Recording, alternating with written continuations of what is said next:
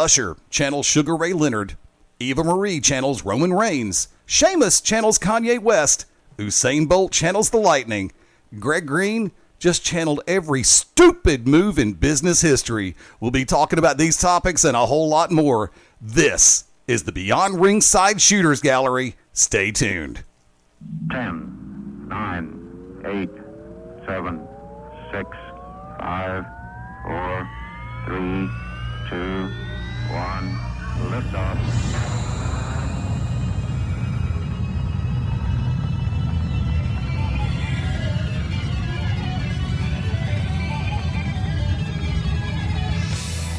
And thus is the cold open. Yes, holy hell, it's a Thursday and we're back. And then some, where everything is on the table and nothing is off the record. In the words of Darrell Waltrip, you better grab those belts and tighten them up one more time.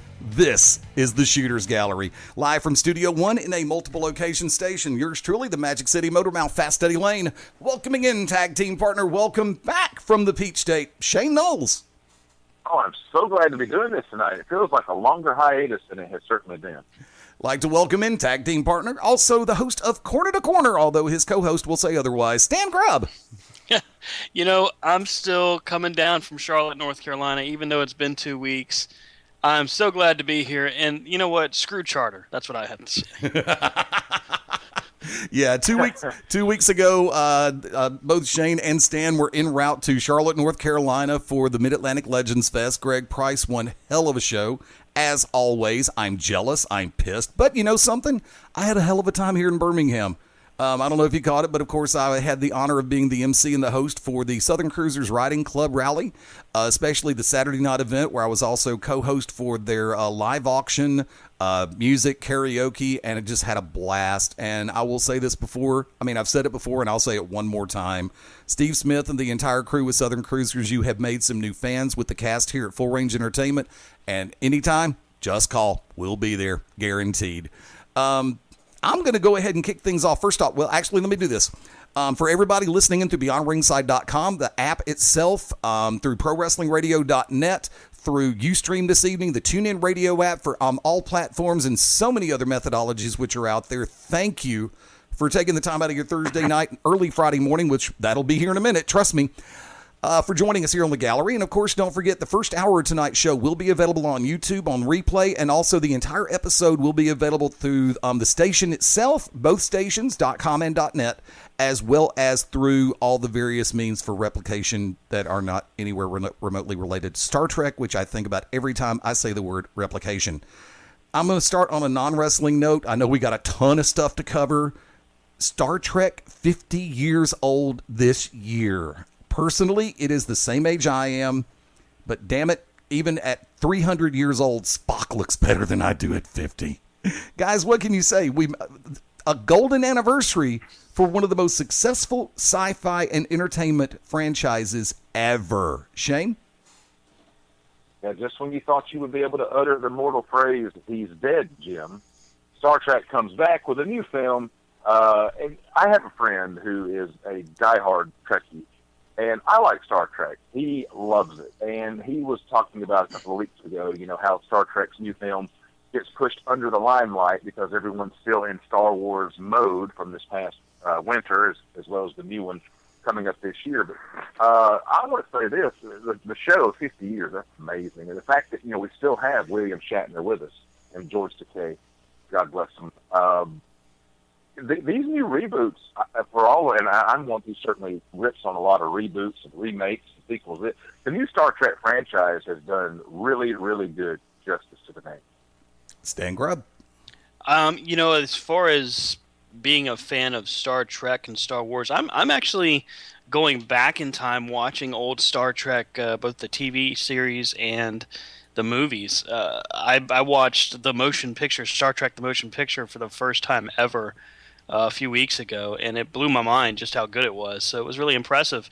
But yeah, I would agree. As far as the reboot that J.J. Abrams has done, really a good job, and I think Chris Pine really does a fabulous job portraying James T. Kirk. So I really enjoy it.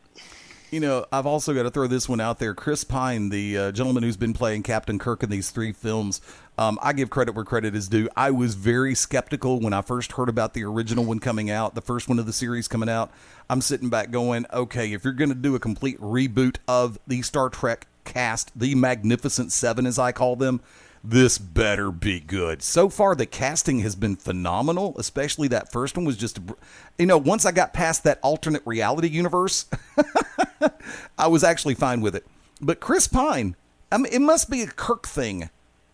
Because if you remember, after that was all said, done, and over with, William Shatner's had the opportunity to work with some really beautiful female co-stars, especially T.J. Hooker, remember?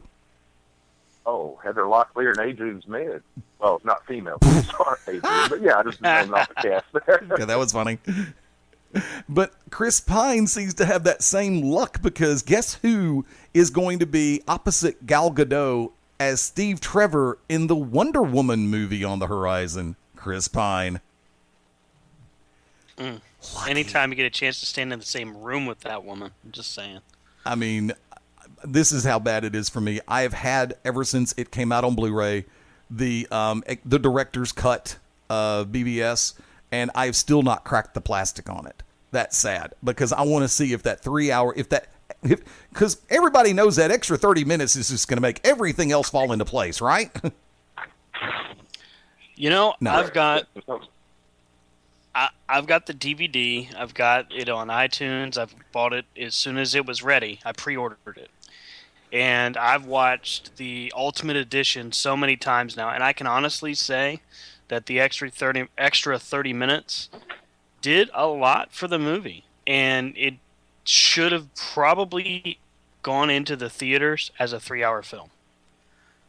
Shane, you started to say?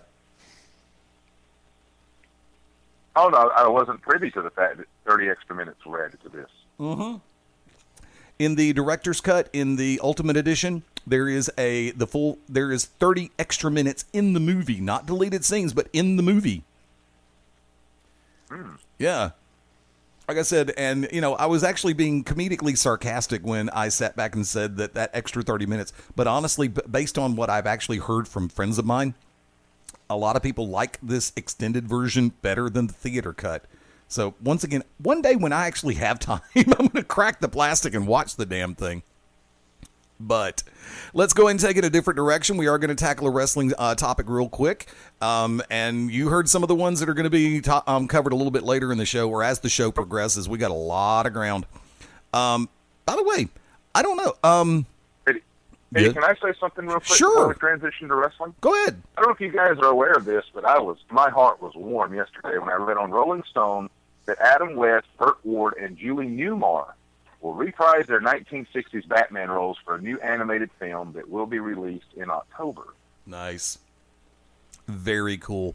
Yeah, I did not even know this existed. I'm glad to find this out, and I will definitely be keeping track of it. Speaking of Batman, I have to sit back and say, if you have not watched The Killing Joke yet, you need to. Oh yeah, absolutely great. I haven't taken it out of the plastic yet, but I have bought it.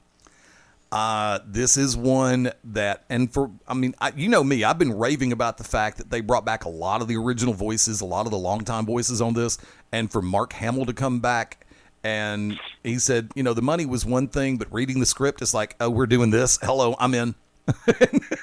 Because Hamill just makes a great Joker for voiceover purposes. He just seems to get into it way too much sometimes. But, and there's some other stuff on the horizon as far as animation goes that I'm really looking forward to. This is just, before we move on, I'm going to go and throw this one out there.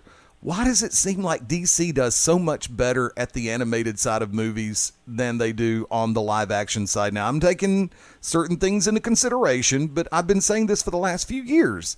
Marvel's been kicking ass and taking names on the live side, and lo and behold, DC just seems to be doing better on the animated side. Stan? Well, it's all a matter of perception. When you look at the film for Man of Steel, when you look at Batman vs. Superman, and now Justice League coming up, Wonder Woman, as far as the new DC universe coming out, I think that they're doing a fabulous job. I think a lot of the reviews that have been going on are coming from either just jaded personalities or people that simply weren't DC Comics fans in the first place. As far as the animated, yeah, I agree wholeheartedly. The Killing Joke, you get to these points with comic adaptations for animated and otherwise, and you start to worry that they're going to go too far from the source material. In this case, there were some liberties taken, but you know what? The liberties they took made sense, and it made the story go even better. I really enjoy Mark Hamill as the Joker, to kind of piggyback off what Eddie was saying just a second ago. But, you know, another thing that you can put another feather in his cap is his work in live action as the Trickster, both on The Flash when it initially aired in the 90s Right. and now. I mean, he is a tremendous talent. Screw Luke Skywalker, and I can't believe I'm saying that because I'm a huge Star Wars fan, but his work in the DC universe is tremendous. And also, what you have to also give credit to as far as DC Comics is the shows that are on television right now for DC are, I mean, except for maybe Jessica Jones and Daredevil, because I can't get enough of those. They're so much better than Agents of S.H.I.E.L.D. You've got Arrow, you've got Flash, you've got Supergirl Legends coming to of Tomorrow, CW. Supergirl, you've got... These guys are doing it well. Gotham. And Gotham is fabulous. Oh. I was so late to the party on Gotham, but I love that show. I was on big time in season 1, and then season 2 I kind of started falling off because of my schedule, but I've been able to make up some ground on Gotham, and I'm just like, damn, yeah, let's keep this thing going, and I love the perspectives on that one. Shane, come on board. For Gotham, I'm excited. Season 3, they're bringing in the Mad Hatter for next season, so definitely excited for that one. One last thing on Caped Crusaders, available October 11th on digital HD, November 1st as a Blu-ray combo pack. We'll find the dynamic duo Burt Ward and Adam West squaring off against classic villains, the Joker, Riddler, Penguin, and Catwoman, voiced by Julie Newmar. So yeah, I'm really excited about that. As far as animation, I agree with Stan wholeheartedly. It's about perception. And I think one of the things, too, it's almost like DC in the last few years is truly getting started, whereas we've had over a decade plus of Marvel pictures to choose from. And I'm like him. I think a lot of critics are jaded. I mean, because, you know, you go back to Blade, you go back before Spider-Man, you know, Marvel's been at this now for about a good 14, 15-year run before Agreed. DC really, you know, started ratcheting it up a little bit. But I think DC on the animation side has been strong for about 2 decades now. Yeah. And you brought up Mark Hamill and some of the other various roles. I would be remiss if I didn't mention his role as Cockknocker in Jay and Silent Bob Strike Back. Was really, really good. It almost reminded me like the Trickster, and when the lightsaber takes his arm off, he's like, oh, Jesus Christ, not this again. As long as nobody brings up Corvette Summer, I'm okay. Oh, wow. Oh, don't tell me you'd forgotten about that. No, well, I had until you brought it to my attention. Yeah, there you go. Oh, Lord. And I'm going to... okay, I know y'all started to make a reference to it during the opening segment, during the first part of the opening. We talked about it a little bit off air, but of course, you know, as some people try to put on fan fests, abortion, some people actually get it right, Greg Price. Which was Go ahead. I hate to interrupt. I apologize, but our thoughts are with Greg Price as he is convalescing at home. He's been on bed rest for the past few days, so we hope he gets well soon. Agreed. I did not know this, and I apologize for being in the dark on that one. I just haven't had a chance to keep up. But he's only mentioned it like very briefly, so it's not like it's been out there public knowledge. Right. And because of the fact that I still haven't gone to see Suicide Squad, I'm really not watching timelines that much right now because I know people are starting to come out of that anti-spoiler mode. You're missing out. It's a good film. I keep trying to get there. The real world just keeps kicking me in the crotch. Thank you, Ford.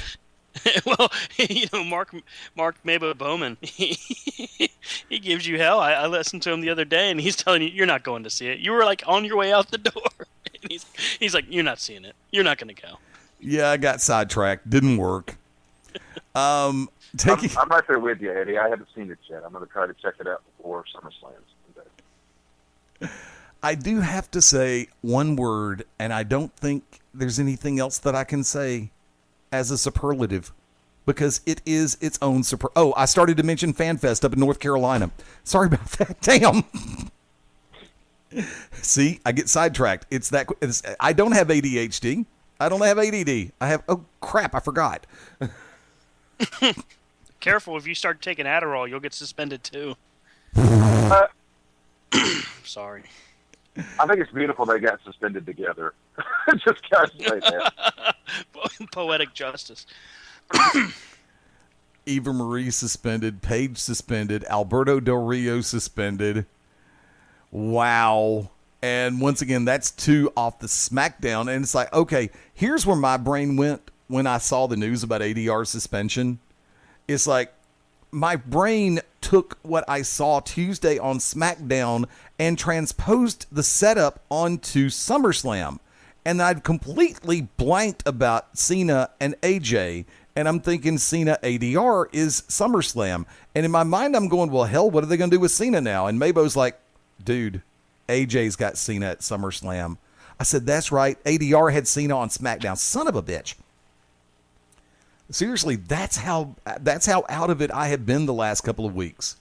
Transposition errors. It would not help for me to be an accountant.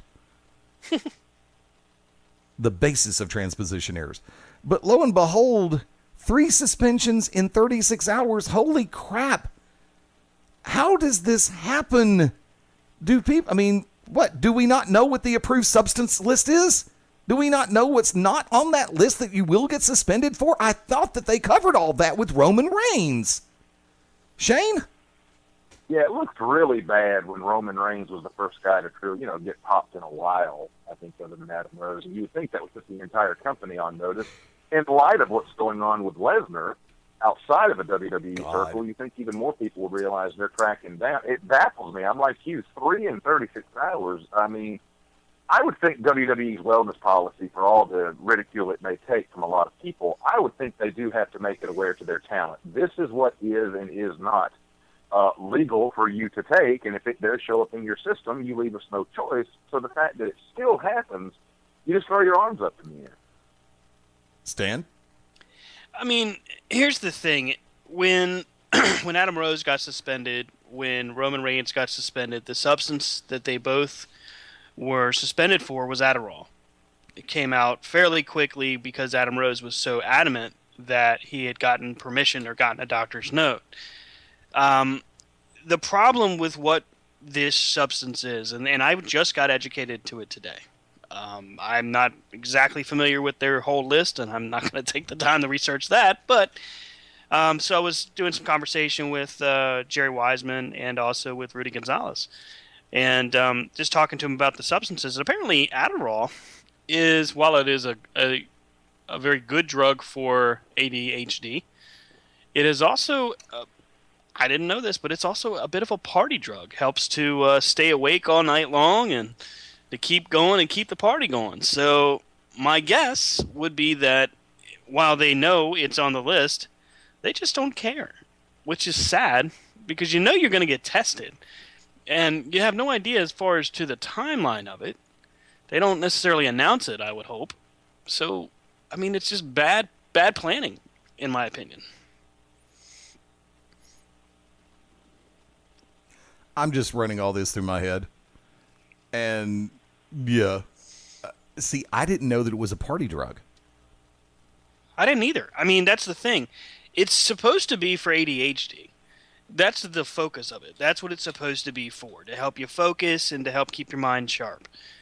But apparently, this is something that's been done for quite a while. It sounds to me like another version of, or the opposite of like Somas, where now we've got all of these wrestlers and performers that are doing this, and I'm not saying everyone does it. I don't mean it quite like that. But you've got so many people now doing it that it's just a matter of time before everybody gets popped. And who else gets popped before finally they say, okay, look, guys, this is a problem. You cannot take this while you're performing. Now, as far as any studies or any kind of report as far as how it affects their performance in the ring, I've seen nothing. So I really don't know. But as far as how how it's being played off and how it's being approached. Boy, you'd think these people were doing lines of coke before they went to the ring. What the hell you think this is, the 80s? I'm just saying, I mean, with the severity that they're treating it with. Not that I've ever witnessed any... I can't finish that sentence. Don't start perjuring now. Don't do that. I just said I can't finish the sentence. I'm not going to say it. I just let it go. In the movie, in the song that I can't stand because nobody ever sings it right. Not that I really know how it's supposed to be sung because I've never seen Frozen. Let it go. Just keep going, Stan. I mean, it's just awful. Not that Eva Marie is a huge talent, but the way they've been building her on SmackDown has been great. People are getting upset about it, I know, because Becky Lynch is paying the price and all that, and I get it. I'm with you on that. But the problem here is that Eva Marie was gaining momentum as a bad guy. People were like, oh my God, what's going to happen this week? The entrance that she has where you got the voiceover. I mean, it's just real good quality TV, in my opinion. So this couldn't have happened at a worse time for her. Paige has been in the doghouse for about the past 3 months. Started when her and, well, coincidentally, her and Alberto Del Rio started dating. Wow. And Del Rio's a moron. Nope. I'm sorry. Alberto Del Patron, Del Rio, whatever he wants to go by this week. He's probably not long for WWE. He's probably going to be gone soon. And I don't blame him. I mean, I don't blame WWE for saying you're out. Boom, done. 30 days. Hit the bricks. Shane, do you have a follow-up? I don't. Stan said it all. Wow. And speaking of just... I agree with you. He's not long for WWE. And courtesy of Bleacher Report, one of the strangest fights of 2016 is the battle between Conor McGregor and the WWE roster. The two parties have been exchanging blows online and through the media for a week now, and while it's easy to sit back and enjoy the chaos, one person seems to be sighing and shaking his head over the beef. That is Phil Brooks, better known by his ring name CM Punk. The five-time WWE World Champion and current UFC fighter, well, almost fighter, he hasn't debuted yet, 2 more weeks, gave his thoughts on the dispute and had some harsh words for his former co-workers. One of the quotes that Bleacher Report uses, of course, is the follow-up that of course, nobody's using the first one anymore because everybody keeps wanting to blank out all the letters between P and S, which has the... Now, I'm not... If you don't know it by now, I worry. But McGregor's follow-up tweet was, quote, I didn't mean no disrespect to the at WWE fans. What I meant to say was I'd slap the head off your entire roster and twice on Sundays, end quote. Brooks followed up by saying, the thing that shocked me the most about what Conor said was the number of people who worked there who responded to him who should know better, Punk said in an interview with radio station Hot 97. When basically CM Punk, and coming back over to my perspective, once again, thank you to Bleacher Report for the article and the lead-in. Basically, everybody jumped on Conor McGregor for making commentary for what Conor McGregor does best, and that shoot his mouth off. So basically, for everybody who jumped up, and I didn't make a comment on it because I'm sitting back going, he's being himself. Why the hell? I should sit back and say, nicely played. Get everybody on your ass again. So basically, Punk and myself feel that Conor McGregor basically just worked the entire WWE locker room and the fan base for everybody who jumped back on him. Shane, your thoughts? Yeah, I'm like you. It seemed like a very easy trick to bait people. And I know Conor McGregor has a certain stature that other people don't, but it just reminded me of in our business how on social media I see so many workers get worked by people, and they feel the need to respond with outrage and criticism and defending, and you have that with regional. I'm not going to use your word, independent wrestling, you despise. But I'm really surprised that so many in WWE took the bait here. It really surprised me. Stan Grubb. I think Conor is doing what Chael Sonnen did for so long that got him as much attention as it did, and I think that it's a natural progression to go from shoot to work, I guess. Not that I really enjoy the terminology, but it's logical. It makes sense. He's just trying to get people angry and cause a reaction. But the thing of it is, once he did it the first time, it was, wow, this guy's really kind of a prick. Can't believe he's saying this kind of stuff. I can't believe it. And then after it gets from that, to his follow-up, then you're like, oh, okay, yeah, cat's out of the bag. But people just kept responding, and myself included, I just felt that it's kind of like poking a bear. If you do it enough, you're going to get that bear to swat at you. And that's what he did. He kept poking, kept pushing, and finally people gave in and started throwing fire at the guy. Doesn't matter? Not really. CM Punk is right, but at the same time, if CM Punk was told, hey, I'm going to give you $4 million to do one match, he'd be back in a WWE ring. And if he says otherwise, he's lying. He may say he hates the business. God knows, and we all know, that that's just not the case.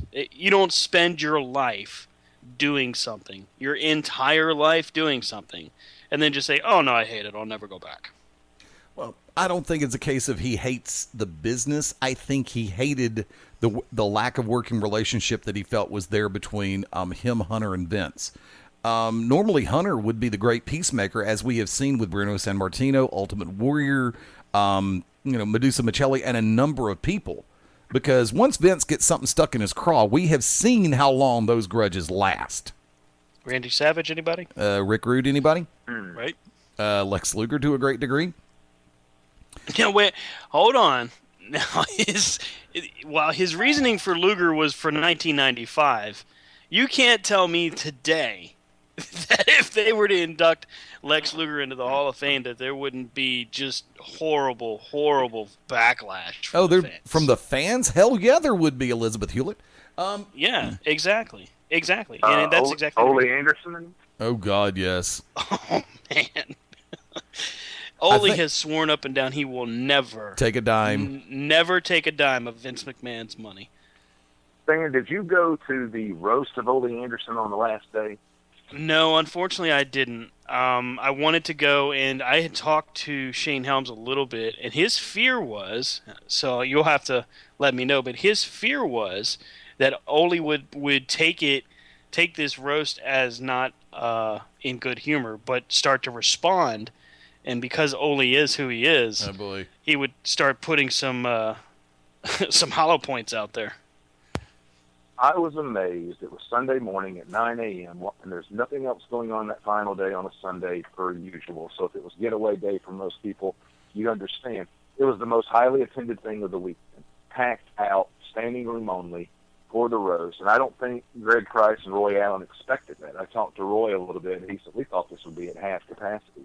Completely full. And on the dais for the roasters were Paul Jones, Tommy Rich, Ricky Morton, Jim Cornette, Tony Schiavone, hosted by Jim Ross. But Ole, he took it in good stride. I mean, Jim Ross, while we were waiting for him to get in there, he said, Ole's been a heel his entire life, so let's boo him when he gets in here. So you got the entire room booing Ole Anderson, and they wheel him out to the stage, and he hears all of this and shoots two double birds and says, well, F you guys, too.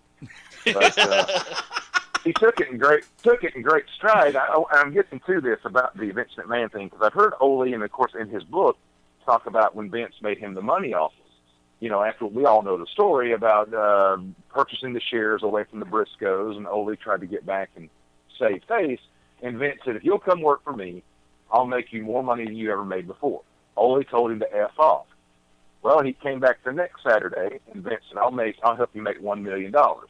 And Ole said, F you, nobody makes $1 million. Now, Ole did admit, he said, if I had known how the business would go with pay-per-view and merchandising and licensing, I'd have done it. He said, but you have to remember, in 1983-84, nobody's even thinking that stuff is ever going to, materialize. Mm-hmm. But he said the third week, when Vince brought Linda with him, and Ole just walked up to him, and he said, who's this douchebag? He said, that's when Vince got pissed at him. And he said, you'll never work for me ever in professional wrestling. When he insulted his wife. Yeah, I mean, you can only get so many times before finally people just say, okay, that's how it's going to be.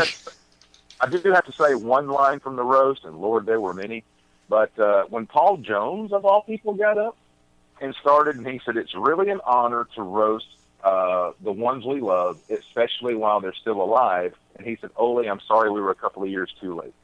Oh, oh snap.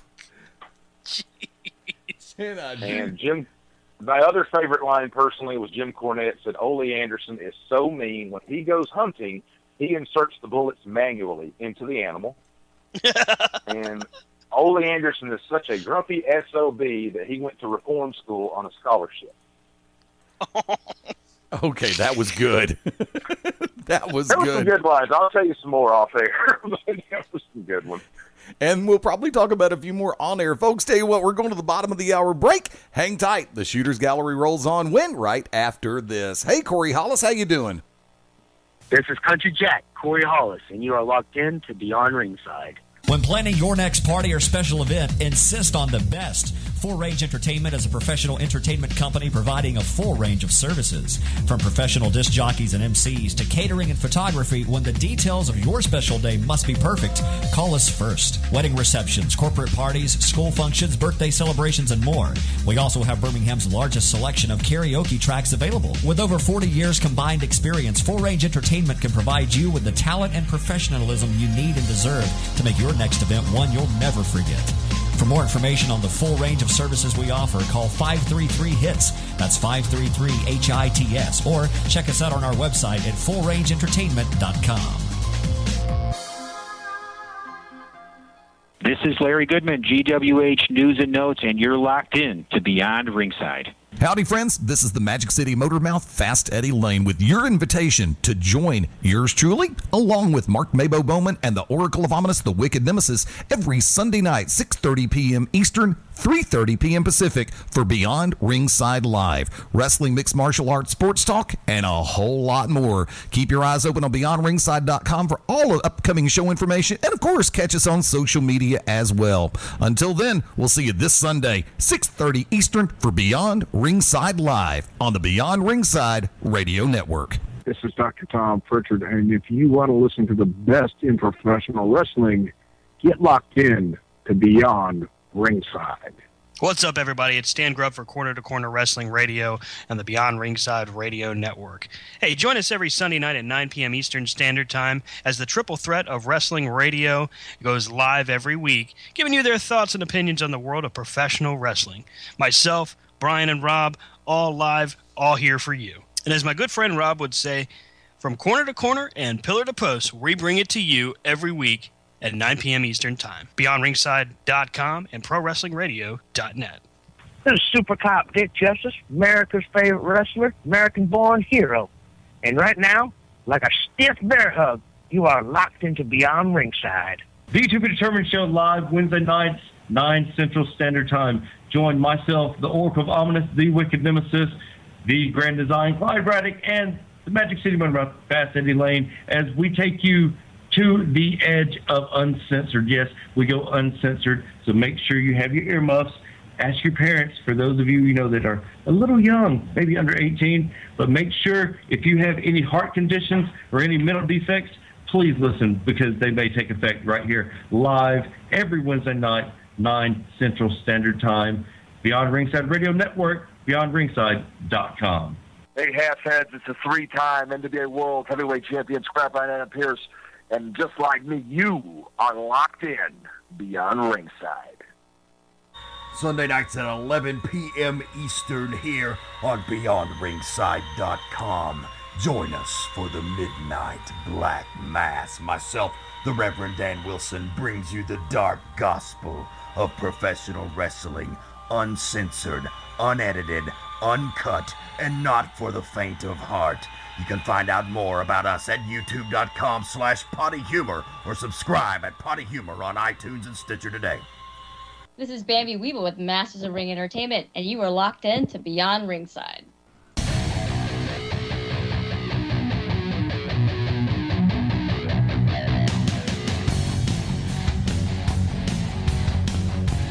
Keeping this ride alive on a Thursday night. Welcome back into the Shooters Gallery, where everything's on the table, nothing's off the record, and there's a whole lot of ground to cover. Fast Eddie Layne, Shane Noles, Stan Grubb.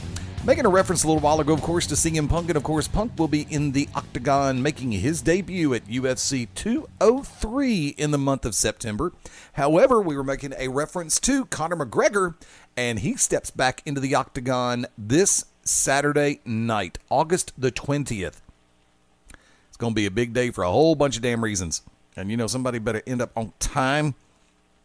I'm not saying anything personal, Jason Boyd, but don't make the announcement 30 minutes long. We're going to go watch a fight. So if you say goodnight once, don't say it 31 times. Okay? Okay. Right now, Shane is sitting back going, did he really just say that? Yes, he did. I'm about to go through my cue cards. See which ones he's going to use and not use. This Saturday night, August 20th, UFC 202 welterweight fight, the rematch. Diaz-McGregor. I am genuinely looking forward to this. Both men have had time to go through full camps. Both men have had time for full preparation. We are set and ready. Will the result be the same, or will there be a different one? Of course, Connor, I don't think this is going to be a challenge for his title, but by the same token, and I think Diaz had to come down a little bit, so they're fighting in at 170. I'm just going to open this one up based on what happened last time, but once again, that's short camps. They really didn't have time to prepare, even though Nate Diaz just looked better than he's ever looked against McGregor. And the height, I think, is going to be a little bit of an advantage. Not much, because there's only a 2-inch reach advantage toward Diaz and a 3-inch height advantage for Diaz. Leg reach, actually, McGregor, in theory, has a 2-inch leg reach advantage. But I'm going to swing it over your way. Shane, do we see a replay of the first fight, or do we see a different result this time? I am taking McGregor in the rematch for reasons, he was not at UFC 200, the whole, is it a contract issue, am I retiring, is it not, as well as now the comments he's made about WWE. I think he's put himself more out there on a pedestal. I had the pleasure of sitting next to you for that fight at Buffalo Wild Wings in Douglasville, Georgia, and I was amazed at what little bit I'd seen of McGregor. And the early portions of that fight, we were both commenting he's got this one in the bag, and then, man, it just seemed to flip a script for Diaz. But I'm going to take McGregor in this. Stan Grubb? I think he's going to make sure there's no questions. I think one of the things that bothered him the most about the last fight was that there was so much question as to how the result came about and why. He's going to make sure those are all answered. I'm going to have to say that I think McGregor's going to win, even though, honestly, I really don't like the guy, and it has nothing to do with his commentary about WWE people. I just think he's kind of a jerk. But doesn't mean he's not going to win. And for the record, Punk actually took Diaz to win this fight. I'm beginning to, this entire time, my brain has been going, McGregor's been way too quiet. And normally, he's very boisterous, very vociferous, and very open in his commentary. And this time, unless I'm just missing something, unless he's doing it on 4chan or Reddit and not doing it on mainstream media, he's actually been a little bit more quiet than normal. Either that or he's just not getting the press coverage that he used to get or would normally get. In this case, I think McGregor's got this one. I may be wrong. I was wrong the first time. Will it be 2 in a row for me? I hope not. No, but seriously, I think that McGregor's going into this one a lot more focused, a lot more determined. I think the first time caught him off guard and made him realize his own humanity for a hot second there. And yeah, he had to come down off that pedestal, but I think he's trying to put himself back on it. And I think he's picking up where other champions probably had been falling off. So he's not only going to defend the integrity of his championship, but also his right to call himself one of the best pound for pound fighters out there. 2 other matches. I'm looking forward to seeing this coming Saturday night if we get everything wrapped up in time. If not, I'll catch it on replay. Hello, Cody. Talk later. Anthony in the 205 weight class. Anthony Johnson, Glover Teixeira. This one should be a great back and forth. I'm just going to go. I'm not sure. I'm going to go ahead and assume the two of y'all have not had a chance to really look over the card for this Saturday night. Am I correct? You would be correct. Okay. Stan? Yeah, I haven't really had a chance to go over it. That's perfectly fine. It's cool. Remember, we all have busy lives who we're trying to take care of. Honestly, I see Johnson pulling this one out with probably going 3rd round. I don't think it's going to go to a decision, but I think Johnson will win this one in 3rd, probably by TKO. Also coming up, this coming Saturday night in the 170 class, welterweight class, Rick Story, nicknamed the Horror, taking on one of my favorite fighters in Donald Cerrone, Cowboy Cerrone. And this one, I think, is going to be a good bounce for Cerrone. I really am looking forward to this one. This one could also go the distance, and I think it might just go to the judges. I've done a little bit of homework on Story. I'm not that well versed on him. Of course, I've followed Cerrone for a long time, and I'm looking forward to seeing Donald Cerrone come back, hit the win column all over again on this one. So once again, that is going to be live on pay-per-view, UFC 202, 10 p.m. Eastern, 7 p.m. Pacific time. Definitely catch it, and I can sit back and tell you for a fact, one of my favorite places in the whole wide world, and I'd say that even if I didn't work there, Buffalo Wild Wings will be carrying the pay-per-view live. Get there early, come hungry, and if you're going to stay for the entire thing, at least order something through every hour of the show, and damn sure tip your bar staff. I'm not even going to go into it. I'm not going to go into it. I'm really not. But I will say this. You're taking up their chair that they would normally turn over 3 to 4 times.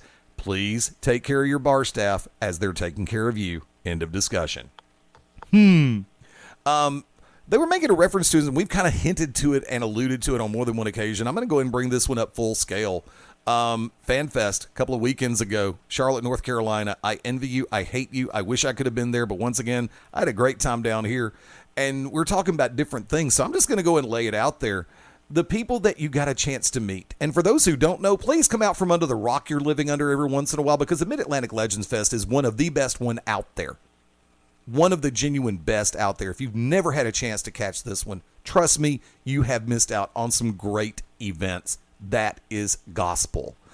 Shane, I'm going to go to you first. Some of your personal highlights, people you met, people you spoke to, and you already talked about, I think we talked about it off air more than on, the Ole Anderson roast. The roast of Ole Anderson was tremendous. To see Ricky Morton get up there and say, Robert Gibson's parents were deaf. That's why we communicated with sign language in the ring, which some of you may know that. So I know Ole's a little hard of hearing, so here's to you. And shot him a double bird right in the kisser, which just got things set off on the right foot, I guess, to let the tone of what we were going to be in for that day. But a good time. I mean, I had a good time. Got to meet Stan Grubb personally and chat a couple of times throughout the weekend. Enjoyed that, and looked like he was having a blast. And that's something I enjoy. I enjoy seeing not only myself and the people I go with, but other people smiling, laughing, joking, marking out, rushing over to buy different merchandise, trying to find time. It's really fun. It's a fast pace, but also an even keel, laid back experience, if that makes sense. But personal highlights for me, meeting the enforcer, AA Arn Anderson for the first time, as well as Tully Blanchard, getting pictures made with those guys. But I do have to say, the highlight for me was Tony Schiavone. And I'll go ahead and drop a little scoop right here. It's 99% confirmed, but having talked to Tony, October the 22nd at Peach State Wrestling Alliance, looks like it's going to be set up for Tony Schiavone to come in and do a question and answer session as well as a meet and greet like he did in Charlotte. He lives in Marietta, Georgia, is the voice of the Gwinnett Braves AAA ball club, as well as the Georgia Bulldogs college football radio network. And that Saturday, the 22nd, is the only one he has open, of course, through the college football season through January. So it looks like we're going to make that happen. And as a special little thing that I know will probably pop Eddie being there, will be the meet and greet Q&A is going to start at 6:05 on Saturday night. I love it. Okay, yeah, you win. Score, touchdown, and extra point. I don't care. I'll take the ball on my 5-yard line just for that one. But Stan, you got a chance to go to Schiavone's one-on-one, didn't you? Yeah, I did. Who knew that Tony Schiavone was such a funny guy? I mean, I always knew he had charisma and he was, entertaining. But dude, his Q&A session where he talked about just people he looked up to, his opinions on some of the guys that he worked with, as far as more modern, it was hilarious. He was very upfront and candid. He did not have a problem being honest. And that's what everybody wants to see and wants to hear. I really liked it. I really enjoyed it. I hope I get another chance to really talk with him, because I would love to interview him and talk with him more at length. And maybe we could set something up to get him on on one of the programs on the network that week. That would be beautiful. That would be phenomenal. Yeah. Considering October is a very weird month here for me in Alabama, I think that we could probably, if he's available on a Tuesday, definitely do BT Back to Basics at its regular time slot, because I know that, and I'm just going to shoot straight, kids. Global Championship Wrestling normally takes the month of October off due to extenuating circumstances and scheduling conflicts. So from that vantage point, GCW Radio probably won't be airing in October, so we'll work on that concept. And so Back to Basics should be at its regular time slot of 9 p.m. Eastern, 8 Central. If all else fails, yes. Oh, I'm sorry. It just came to mind to me. Yeah, baseball season would be done by then for him with the Gwinnett Braves, so it might be easier not working every night in that 7 to 10 o'clock Eastern time. If he would just have Georgia football on the weekends. So. Georgia football. Roll Tide. Good. Oh, damn Tide. Hold on, and I mean this from the heart to Bulldog fans. I genuinely wish the Bulldogs the absolute best this year, not only in SEC but in their entire schedule. I feel that you've got a great coach taking the helm this year. My hat's off to you. I think that he is going to be spearheading a solid organization for the Bulldogs and their football squad. So once again, even though I hated losing that individual, in all sincerity, I really think that it's going to be an asset for Bulldog football. And yes, I wanted to say this about Shivani at the roast of Ole Anderson. He was one of the last on the dais to go up, and he said, Ole, everybody's talking about how you were as a worker and tag team. He said, some people forget what a great booker you were. The Black Scorpion angle, the greatest year of my announcing career. This was the sarcasm dripping. It was beautiful. Who was the booker during Shockmaster? Dusty. Dusty. That was Dusty? Yep. Yeah, oh, that's right. I remember the Legends Roundtable on WWE Classics. He thought me Uncle Fred. Yeah, Tony said, if you thought the voiceovers on Black Scorpion on TBS were great, you should have heard the outtakes. Sting, we're coming for you. When is this fucking angle going to end? Oh! Damn! But that's Shivani saying that. I know I seen him on the one-on-one. Talk about being candid and open and hilarious. He wasn't afraid to drop the profanity either, which I had not heard from Shivani, ever. That would have been priceless in and of itself. Oh, jeez. Yeah, okay. Turning the pivot real quick. Stan Grubb, your personal highlights from Legends Fest. Oh, man, there's so many. If you don't mind giving me a little bit of indulgence of time. Yeah, we got a couple minutes to play with. I get there in Thursday morning. We left bright and early. Get to Charlotte, and as soon as we get in the door, there's Lady Blossom doing her Q&A. Now, unfortunately, we weren't really able to get everything situated before we could sit down and listen. But sure enough, as fate would have it, right after she finishes her Q&A, she's out there who I assume that was her daughter with her. Anyhow, she's out there and talking, and we run right into Jim Ross. Almost literally right into him. But that was just the first of many moments where I'm just jaw dropped to the floor like, whoa, that's Jim Ross. Whoa, that's... And I'm just sitting there. And Brian and Rob are kind of, nudging me. Go say hi. Go say... I'm like, they're talking. I don't want to interrupt. They're like trying to nudge me. So, of course, Jim has to turn off and go do his thing. JR does anyway. And he shakes Brian's hand, shakes Rob's hand, and I'm just standing there just watching them. Just like, hey, look, there goes Jim Ross. So, I mean, that was kind of how it all started. And we get all of our stuff, the lanyard and tickets and everything for the photo ops. And, man, you walk into the convention hall, the room there, and at first you're like, man, what the hell are we walking into? Because, everybody's setting up, they're unpacking and getting everything put out there. And there's this guy who's just standing there, and he's real humble and quiet and just kind of talking to different people. I look over at Brian, I said, hey, there's Jimmy Valiant. So we walk over and talk to him a little bit, gave him our condolences for the death in his family that he had just a few weeks ago. And, he's talking to us, and I'm standing here, and I'm just like, I got no idea what to say. I study soccer. This happened like 3 or 4 times. I really didn't know what to say. I was like kind of dumbfounded. Sonny gets there, and that was a personal highlight for me. The guys joke with me about it. They pick on me about it, but I'm honest. 16 years old in high school, I had the biggest crush on Sonny, on Tammy Sitch. And I've always wanted to really get a chance to meet her. I met her a few years back at the awesome wrestling entertainment in Fishersville, Virginia. Another fly-by-night promoter who is now out of business, by the way. But a great conversation with her, made so many contacts, so many phone numbers, email addresses. I actually was outside on Friday, and there's Lady Blossom, Jeannie Clark, and she had been, about an hour beforehand, she had gone running from one of the rooms crying. I have no idea what happened. I didn't ask her. I still won't. But I see her storm out, and then about an hour later, we're outside smoking a cigarette, and there she is sitting with her daughter outside.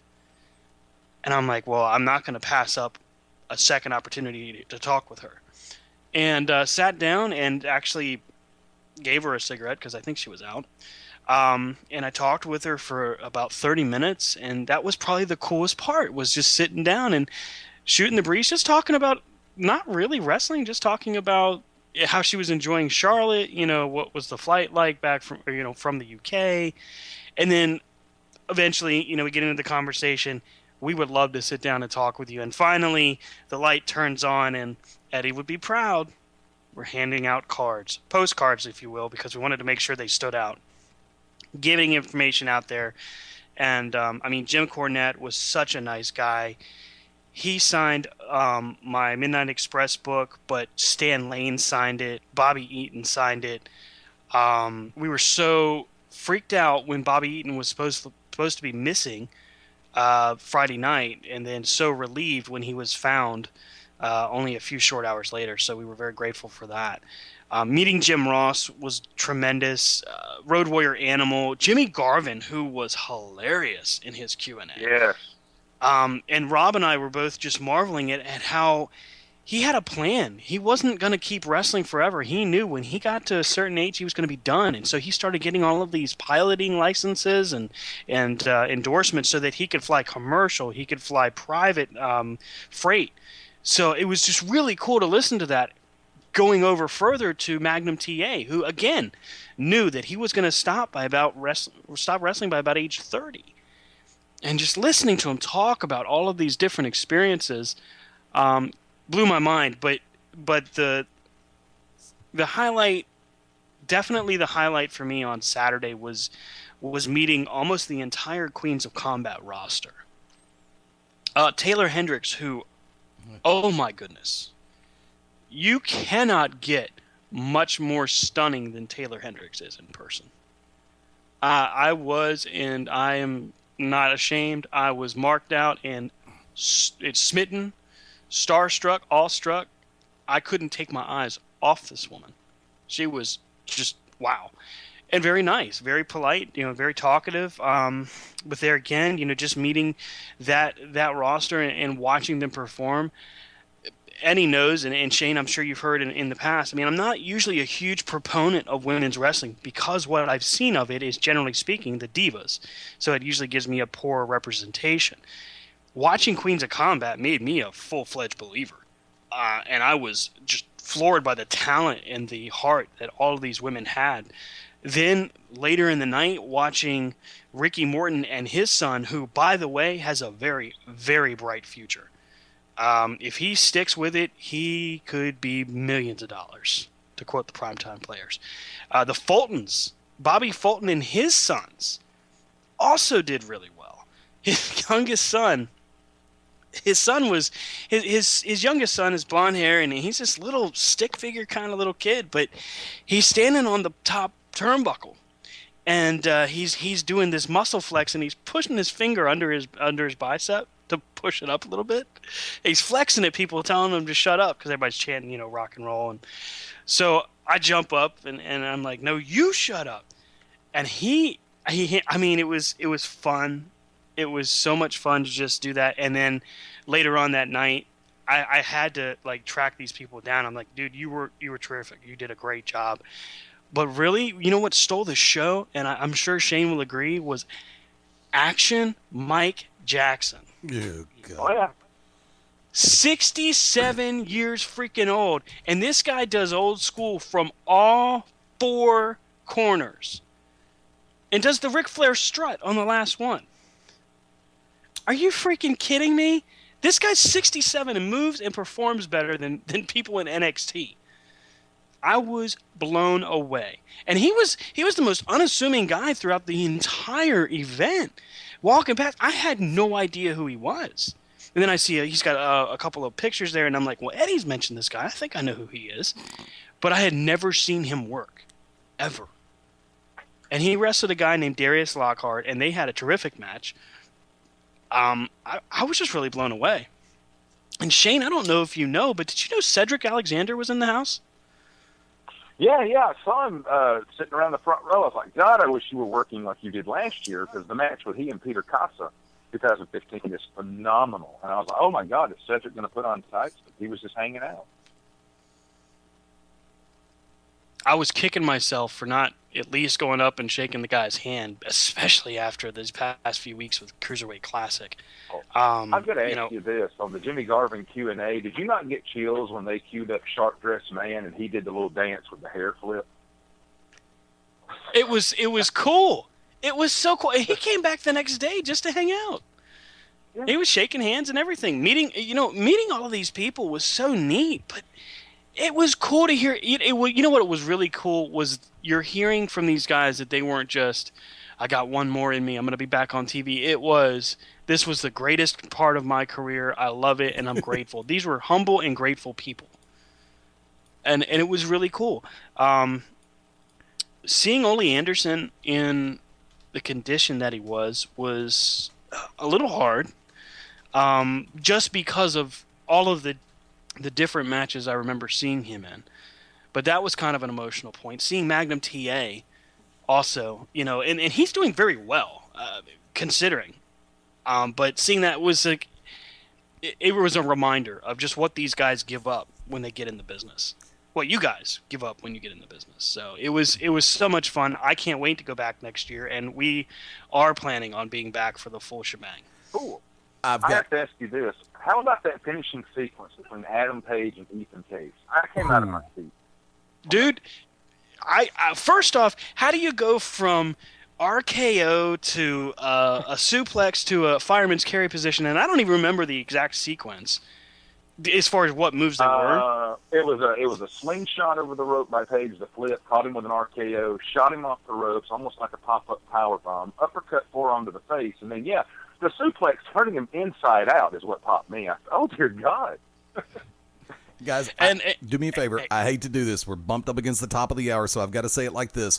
As a lot of you know, and I made a reference at the bottom of the hour, standard practice is the first hour of tonight's broadcast, which we are wrapping up, is available on YouTube. For everybody watching the YouTube replay, remember the complete broadcast episode of the Shooters Gallery is currently available on Beyond Ringside Sports Radio, the app itself, and of course ProWrestlingRadio.net, and you can find it through all of the different podcast sources. Hang tight. Hour 1 is going into the books. We got a lot of ground to cover in hour number 2. For those listening on the live side, stay with us. The Beyond Ringside Shooters Gallery rolls on in just a moment. This is Harley Race, 8 times NWA World's Heavyweight Champion, first ever King of the Ring, and you're locked into Beyond Ringside.